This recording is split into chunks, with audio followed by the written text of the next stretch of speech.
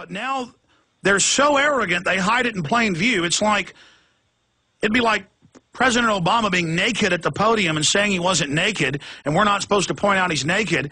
So it's some type of mind control thing where they just come out and say, yeah, we grow the opium. Have you ever talked to Catherine Austin Fitts about this? Yeah, the big red button. She's got an excellent, a lot of work on the CIA, Afghani opium crops, and also, you know, a lot of these hedge funds that you read about, this came out during the savings and loan collapse. They discovered that many of the hedge funds were actually backed by the government and CIA and other organizations. So, and back in the 2008 crash, when Hank Paulson put the gun to Congress's head and said, give us $700 billion, we're going to crash the economy, a lot of people in Congress were actually short bank stocks. They used an exchange-traded fund, which was making negative bets against bank stocks. So those congressmen were actually making money as those bank stocks were collapsing. So these guys are just fully invested in the collapse, and that's why I call them suicide bankers, because they have a fundamentalist belief in capitalism as their religion, and they're willing to blow themselves up in the name of their religious belief in fanatical capitalism. But now, today, let me, before I forget, Meredith Whitney, who's a very popular analyst now, she's the one who called out Citibank a few years ago, right before the crash. She said this, quote, financial reform will cause, quote, tragic unemployment levels for an extended period of time. You see what she's saying? If you try to reform us, then the unemployment levels will be tragic for an extended period of time. That's an outright threat. That's just an outright threat coming from Wall Street. If you try to reform us, you're never going to get a job again. You know, that's just outright tyranny. I mean, what else can you call it? You're absolutely right. Well said, Max Keiser, and they just continue to threaten. Let's talk to Tom in Connecticut. You're on the air. Hi. Yeah, this is perfect what you're talking about. Because I did want to comment on something you said yesterday, Alex, and that was you said it was good that they were arresting the bankers in Iceland, but then you said it's okay, you know, we have the great local bankers down the street where you can get a loan for a car. But a private banker is a private banker is a private banker, no matter how small they are, how big they are. They have the power through fractional reserve lending to create money out of nothing. And what we need is public credit directly through our government. We need to take the responsibility. Well, let me say this. I mean, I'm all for state banks, but that's still a bank, and it's not going to be able to compete if it doesn't have the fractional system. And this is a very complex issue, but local banks, some are good, some are bad. The point is, we don't want the mega 6 banks in the U.S., several others globally, but there's no more than 10, any way you slice it. So just for simplicity, we don't want the mega 10 banks to have the regulatory power to scoop up the smaller banks, because then we're really in trouble. Max Keiser. In North Dakota, they have a banking system which is sound because they passed some laws to get rid of a lot of the abuses. And Ellen Brown, who's a very fine journalist, has done a lot of work. If you type in Ellen Brown in the search engine and search North Dakota banks, it is possible to run banks in an equitable, fair way. And North Dakota, surprisingly, for people probably don't know about this, they actually have some pretty decent banks because they have decided to not try to run with the wolves and to simply get in the very simple business of... But it's the same thing with Texas banks. They're some of the wealthiest in the country, and the Texas Banking Association has come out and said, we're not selling derivatives. We're not the big mega banks. They are dangerous. And so that's important to be friendly with regional banks to be able to defeat the big banks. And then later, if we want to change something at that level and fix abuses at the local level, I think it's great. But, Tom, finish your point. Yeah, well, that is excellent that Max brought up Ellen Brown in her book, The Web of Debt, in the Bank of North Dakota.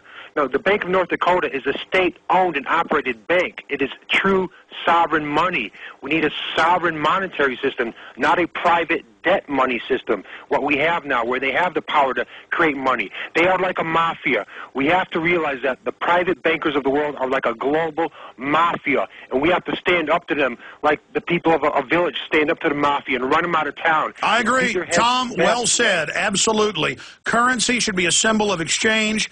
not the actual energy. You know, it doesn't have the value. It's an agreed upon mode of exchange, and we need to get back to what we had pre-1913. Let's talk to Rachel in New York. You're on the air.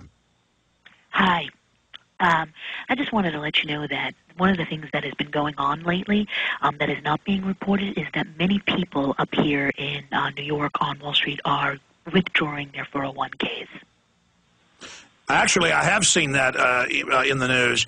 The word is getting out, but it's not a big national story because of Bloomberg and other reports that the federal government is ordering private pension funds to, quote, invest in failed banks.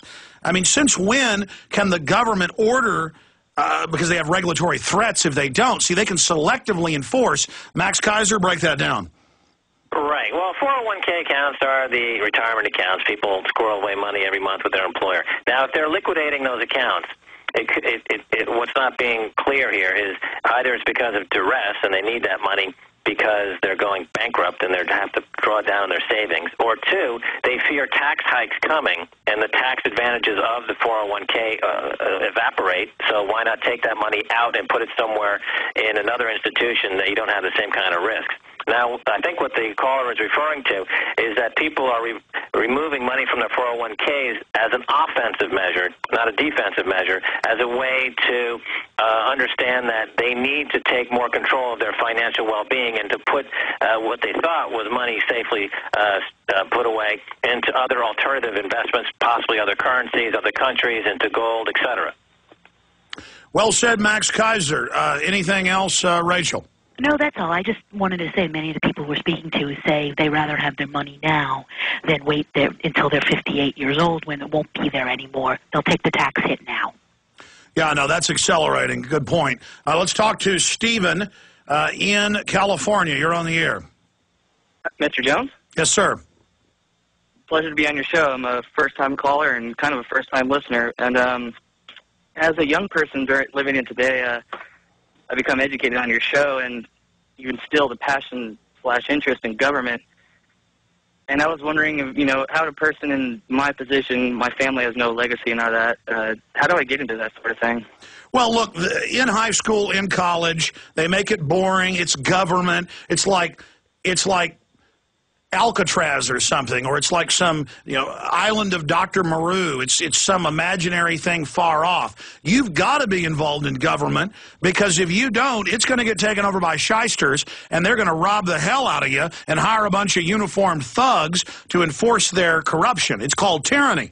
And so we've became the wealthiest country in the world because we had a small government and we were on top of things, and we allowed people to keep most of their wealth because it was their God-given right. Now we're becoming the center of evil because our wealth has been used to dominate the globe and build an empire, and no one is as enslaved as people inside the empire. And so people are waking up and deciding, I better get involved in government. Then they go get involved in government, and they find that for those that did get involved, there's a fake left-right choice, which is meant to further confuse them. Okay, they followed the yellow brick road. They've gotten to the Emerald, Palace. They've gone in, and there's this big flaming head telling them, "I am the Great Oz." And the next level is going, "No, Republicans and Democrats, you're not." Toto pulls the curtain back, or the 2-year-old points out the emperor has no clothes. Same analogy, same archetype. You pull it back, and it's a pot-bellied little demon goblin back there that's scared to death of you. If we don't pull back the curtain and arrest the goblin, it's over. Max Keiser. Well, if you go back, you see, this is a very interesting question because it's a very interesting inflection point, and especially for a young person. Now, if you remember, Ronald Reagan said, government is the problem. And he said this under the influence of thinkers like Milton Friedman, who believed that the market could solve all problems. Now in 2010, people are saying, you know what, the market is actually the problem, and it's creating an incredible amount of problems on top of problems. So if that's true, then does that mean we're going to ask ourselves or look at the possibility that there might be some saving grace in the idea of having a government? But here's the next problem, Max. Let me comment. The fathers of the United States created a government. That's what they got this country started on. They didn't start with a hedge fund. They started with a constitution. No, I agree with you, but again, to expand on that, Under the Constitution, Congress controls the issuance of currency and credit, not private bankers. So the confusion is going to be with the public. You're going to have the private bankers pose as the solution with a type of regulation that is only going to empower them even more. So how do you get past that? Well, first, so my question is, there's a lot of rhetoric, and especially in the libertarian camp, that government has nothing to offer. And, you know, I think that that is a self-defeating position. There has to be some role of government, first of all. So the government, therefore, does not become a dirty word. There is a role for government. That's step number one. Step number two is, as you say, yeah, well, it's all in the Constitution. They recognize gold and silver as the only constitutionally recognized form of money and currency. If that's true, then all of the fiat currency, fractional reserve, derivative market scamming that's going on has to be taken completely out of the system. Yeah, we've got to go back to the Constitution. That's right. Stay there.